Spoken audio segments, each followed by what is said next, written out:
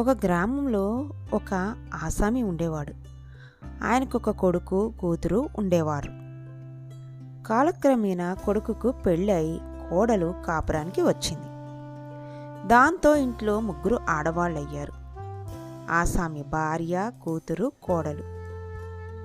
ముగ్గురు ఆడవాళ్ళు ఒక కొంపలో ఉన్నప్పుడు కొంపలో ఏదో ఒక అవకతవక జరుగుతూనే ఉంటుంది.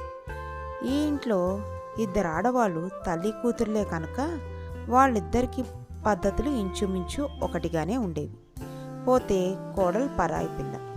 ఆమె అలవాట్లు వేరు, ఆమె పనులు చేసే తీరు కూడా వేరే. అందుచేత ఆ పిల్లను తమ పద్ధతులకు మార్చటానికి తల్లి కూతుళ్ళు చాలా శ్రమ పడుతూ ఉండేవారు.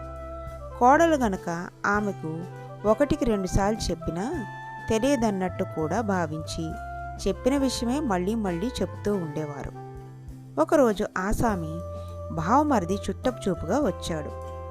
అవకతవకలు జరిగితే తన అన్న ఏమనుకొని పోతాడో అని ఆసామి భార్య ప్రత్యేకంగా జాగ్రత్త పడసాగింది.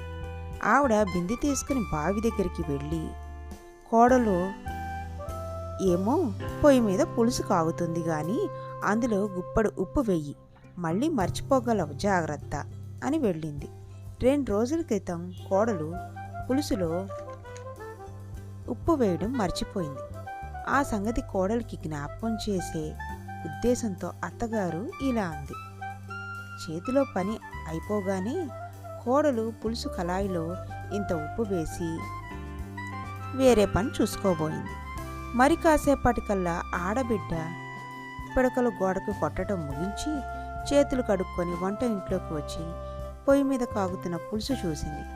ఆ తెలివి తక్కువ మొద్దు ఎలాగో పులుసులో ఉప్పు వేయటం మర్చిపోతుంది.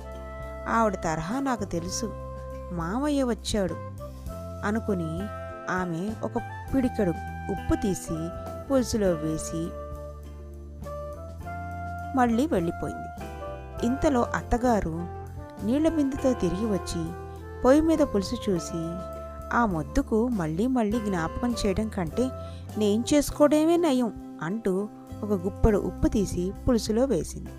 మధ్యాహ్నం ఆసామి ఆయన బావమరిది భోజనాలు కూర్చున్నప్పుడు బావమరిది ముందుగా పులుసు ముద్ద నోట్లో పెట్టుకుని, ఇదేమిట్రా ఇందులో ఉప్పు వేయటం మర్చారా ఏమిటి అన్నాడు. వెంటనే ఆసాం భార్య, అదేమిటన్నయ్య, నేను పులుసులో ఉప్పు వేశానే అంది ఆశ్చర్యంగా. వెంటనే కూతురు, నేను పిడికెడు ఉప్పు వేశాను అంది. మీరు ఉప్పు వేయటం మరవద్దన్నారుగా, అందుకని నేను వేశానత్తయ్య అంది కోడలు. అలా చెప్పండి, అందుకే పులుసు ఉప్పు కషాయమైంది అన్నాడు ఆసామి బావమర్ది నవ్వుతూ. ఇంటి ఆడవాళ్ల మధ్య ఐక్యత లేకపోవటం చూసి ఆసామికి కోపం వచ్చింది. ఇక నుంచి ఈ ఇంట్లో మీరు ఎవరి పనులు వారు చూసుకోవాల్సిందే గాని ఒకరి పనులు ఒకరు చేయటానికి వీలులేదు అని శాసించాడు.